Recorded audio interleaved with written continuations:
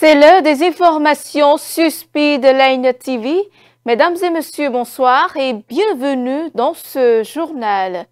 Le Haut Commissariat à la prévention de la corruption a procédé ce jeudi à la restitution des conclusions des travaux de la Commission de vérification des projets d'investissement dans les secteurs de l'eau et de l'énergie électrique à Parakou pour la période 2016 à 2025. Le président de la République, Patrice Talon, parle de son successeur. Nous revenons sur ses propos dans quelques instants. En interactualité, Washington a doublé la prime pour l'arrestation de Nicolas Maduro, accusé de trafic de drogue.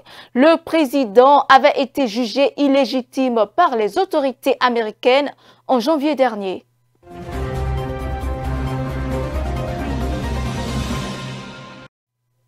Tout a commencé le 21 juin dernier à Parakou, lorsque Paulin Akpounan, ex-membre du gouvernement, a affirmé publiquement que des dizaines de milliards destinés à l'accès à l'eau avaient été détournés. Des propos qui ont entraîné l'ouverture d'une mission d'enquête interne par le Haut Commissariat à la prévention de la corruption.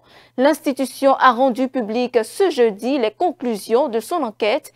Les résultats indiquent l'absence de toute preuve de détournement de fonds publics au sein du ministère de l'Énergie, de l'Eau et des Mines. Suivons. Les actions engagées par l'État ont permis de renforcer et de moderniser les infrastructures sur les secteurs eau et énergie électrique entre 2016 et 2025. Le réseau de distribution d'eau potable de Parakou est passé de 445 km à 1141 km de conduite installée, soit plus de 156%. La capacité de production d'eau potable est passée de 400 m3 par habitant à 2400 m3, soit plus de 500%.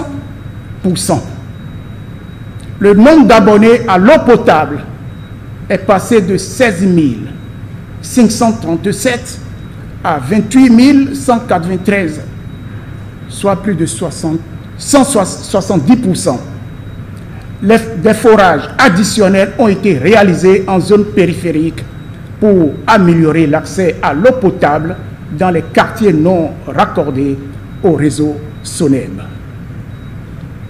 Le nombre d'abonnés au réseau électrique de Parakou est passé de 26 756 à 49 200, soit plus de 84%.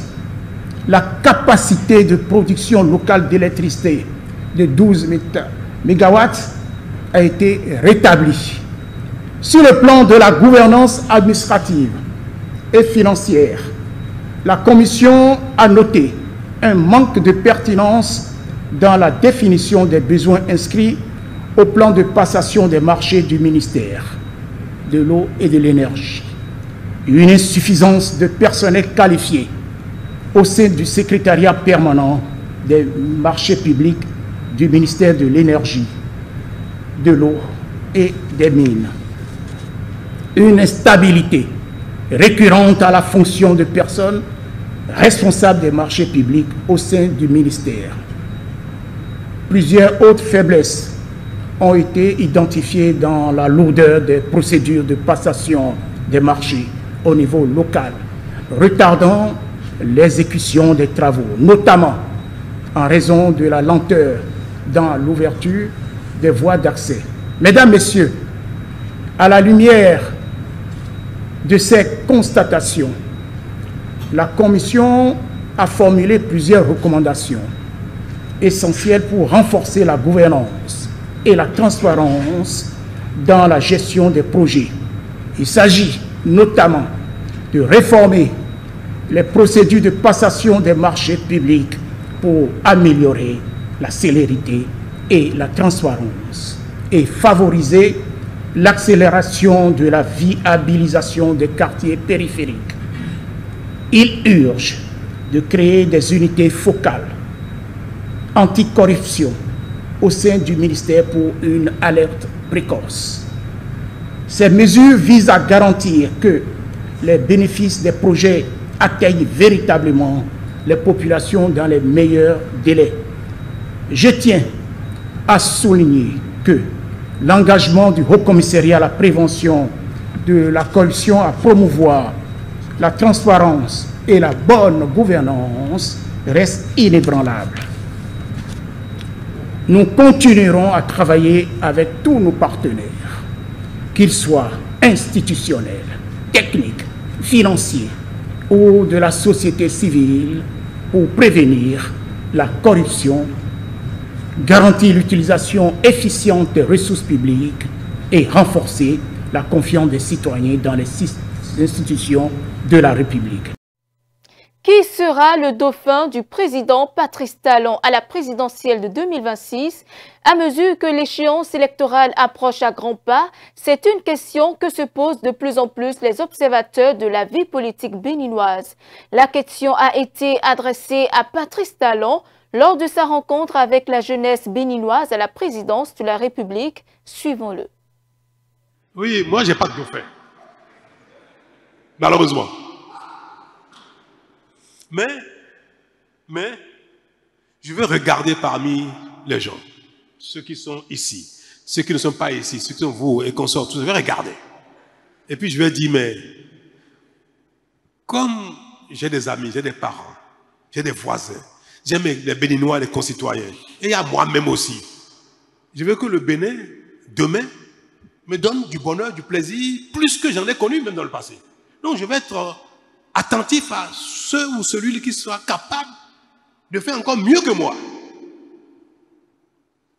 Moi, mon seul paramètre, c'est qui d'entre vous sera capable de faire mieux que ce que nous faisons actuellement. Parce que j'ai dit une chose, le meilleur est à venir. Donc, je serai actif pour aller chercher. Si celui qui est le plus indiqué, le plus capable, le plus doté de la volonté, de l'engagement, capable de conduire une équipe, c'est celui-là que ma réflexion, mon imagination, mon inspiration, même si je constate qu'il ne m'aime pas, il passe son temps à m'insulter, il me déteste même à la limite. Le mot est trop fort, hein, je caricature. En tout cas, si même il n'y a pas une acquaintance particulière, une affinité entre lui et moi je le soutiendrai. Je ferai campagne pour lui, je dirai celui-là, c'est celui qu'il faut pour nous, même si ce n'est pas un ami. Parce qu'il ne s'agit pas. Il ne s'agit pas de mes sentiments à moi, de mon affect. Il s'agit de mon bien-être de demain, le bien-être de vous, les uns des autres, de mes enfants, de mes petits-enfants, de mes voisins, de mes concitoyens, c'est de ça, il s'agit de leur bien-être. Et leur bien-être passe avant mon affection. Non, mon affection ne passe du tout un paramètre pour faire le choix du prochain président. Moi, je ne sais pas si je serai bien inspiré. En tout cas, moi, celui que je vais identifier comme indiqué, je ferai campagne pour lui. Alors, c'est ça qu'on appelle le dauphin? Je ne sais pas.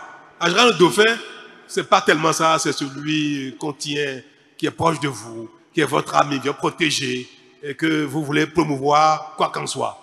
Moi, je dis, si quelqu'un là-bas ne m'aime pas, mais je vais voter pour lui, s'il faut l'appeler dauphin aussi, je ne sais pas. Si c'est ça un dauphin, alors j'accepte le mot. Mais voilà ce qui va me motiver, moi, pour faire mon choix de demain, parce que je veux un pays encore mieux gouverné, meilleur celui d'aujourd'hui, parce que nous aspirons tous à ça. Davantage demain qu'aujourd'hui. Et nous allons faire ce serment aujourd'hui. On ne va pas choisir le prochain par affect, par affection, par sentiment. C'est pour l'efficacité. Et dans le reste de l'actualité, lors d'un point de presse tenu ce jeudi, le cadre de concertation des forces de l'opposition a réagi aux premières conclusions de l'audit indépendant du fichier électoral. Cet exercice mené par des experts internationaux avait été lancé en novembre 2023 à la demande des partis politiques et avec l'accord du président Patrice Talon. Suivant. Le cadre de concertation des forces politiques de l'opposition suit avec une attention particulière le déroulement des opérations préparatoires aux prochaines échéances électorales et tient à exprimer ses préoccupations face à certains retards et décisions qui fragilisent la sérénité attendue autour de ce processus. Nous avons pris acte de la lettre de la Sénat adressée aux partis politiques annonçant le report signé de la distribution des fiches de parrainage initialement prévues pour le 25 juillet 2025 selon son propre chronogramme. Ce report, sans nouvelle date connue à ce jour, met les partis en difficulté car dans l'expectative. Il est donc impératif que les formulaires soient remis avant le 25 août 2025, date limite prévue par le chronogramme. Nous demandons également que les autorités compétentes procèdent à l'ouverture de la plateforme dédiée à l'obtention du quitus fiscal, pièce incontournable dans les dossiers de candidature. Tout retard dans ce domaine crée des encombrements de dernière minute qui sont préjudiciables à la sérénité dans l'obtention de ce document.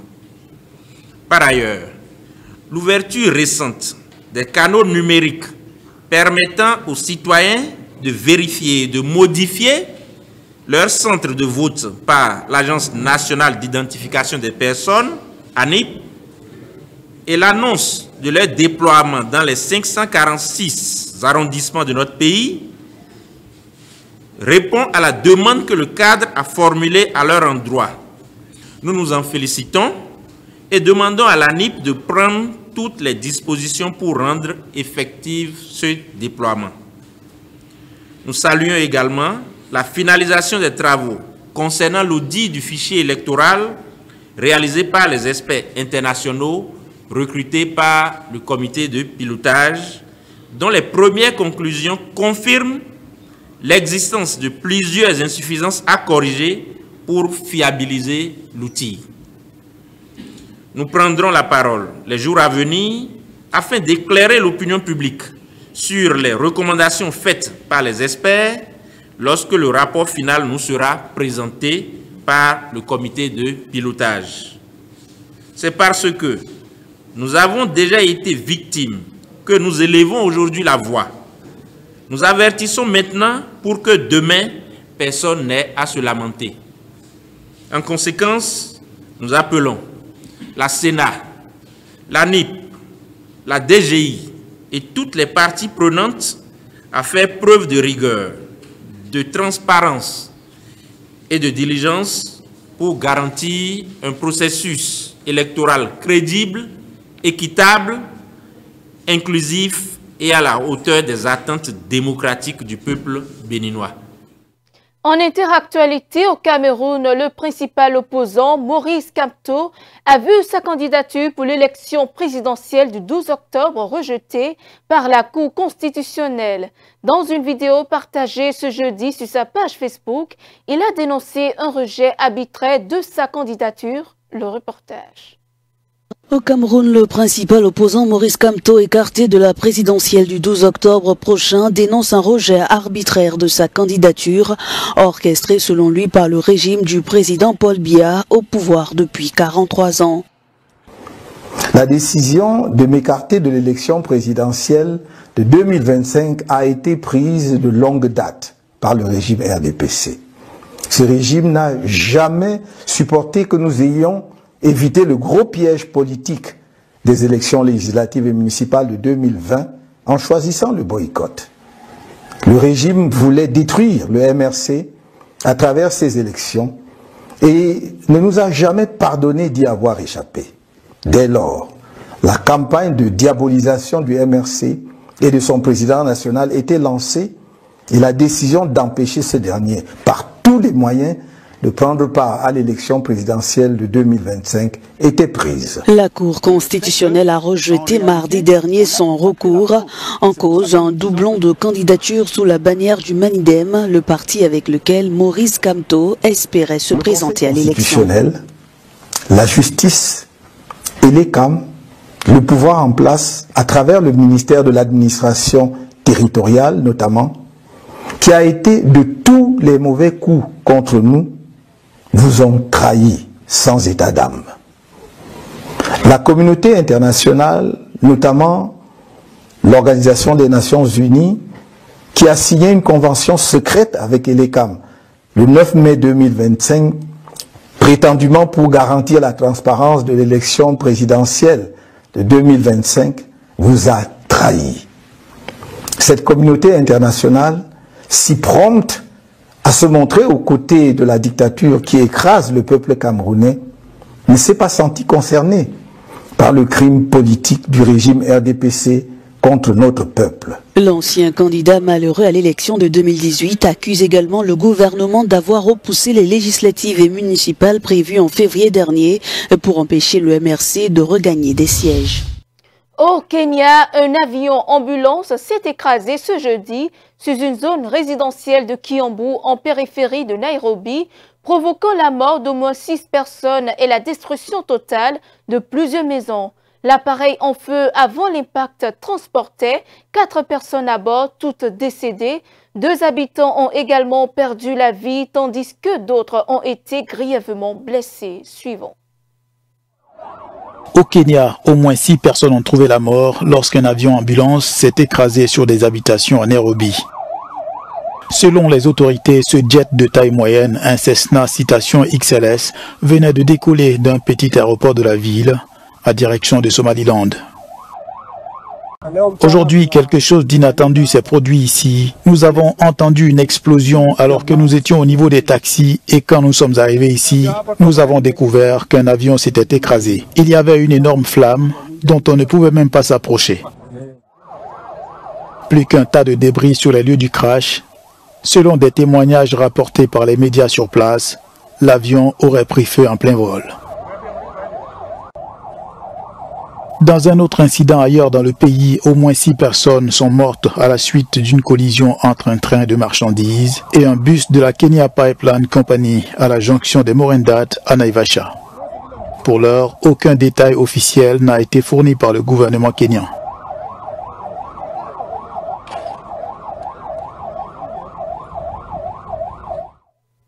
La visite officielle du Premier ministre sénégalais Ousmane Sonko en Turquie est une nouvelle étape dans les relations entre les deux pays accueillis à Ankara avec tous les honneurs par le président turc Recep Tayyip Erdogan. Sonko est venu sceller une série d'accords. Cette mission diplomatique fortement axée sur la coopération multisectorielle est la preuve de la volonté du Sénégal d'élargir son champ de partenariat au-delà des circuits classiques. Le reportage. Le Sénégal et la Turquie ont signé 4 accords dans les domaines de la défense, des médias et de l'éducation. C'était jeudi à l'entame d'une visite de 5 jours que le Premier ministre sénégalais effectue en Turquie. Ousmane Sonko a été personnellement invité dans ce pays par le président Erdogan, les deux nations cherchant à améliorer leurs relations. Au programme, la signature de plusieurs accords bilatéraux, mais aussi quelques mentions des questions régionales et mondiales, selon un communiqué de la présidence turque. Le chef du gouvernement sénégalais a également rencontré le président du Parlement turc, Numan Kurtulmus. Le Sénégal et la Turquie entretiennent des relations diplomatiques depuis plus d'un demi-siècle. L'ambassade de Turquie à Dakar, créée en 1962, est l'une des premières missions diplomatiques turques sur le continent africain.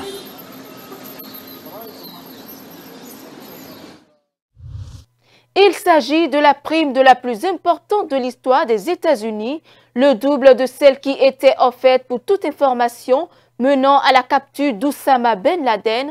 Les États-Unis ont annoncé ce jeudi avoir doublé à 50 millions de dollars la prime pour l'arrestation du président vénézuélien Nicolás Maduro, inculpé par la justice américaine de trafic de drogue et dont la réélection n'a pas été reconnue par Washington. Le reportage. L'administration Trump annonce une récompense de 50 millions de dollars pour l'arrestation du président vénézuélien accusé d'être un acteur majeur du narcotrafic mondial. Nicolás Maduro est soupçonné d'avoir collaboré avec des cartels pour inonder les États-Unis de cocaïne mélangée à du fentanyl. Déjà inculpé en 2020, il faisait déjà l'objet d'une prime de 15 millions de dollars portée à 25 millions sous Biden. Aujourd'hui, Trump double la mise. Cette annonce survient après un accord conclu avec Caracas. 10 Américains détenus ont été libérés en échange du retour de migrants expulsés par les États-Unis.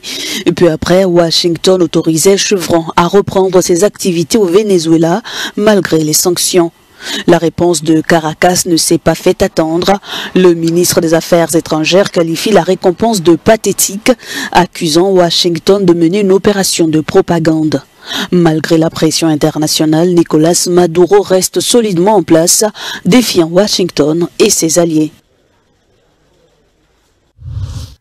Et c'est la fin de ce journal. Merci de nous avoir suivis. Suivez-nous en continu sur speedlinetv.bj/live et sur nos différents canaux digitaux Facebook et YouTube.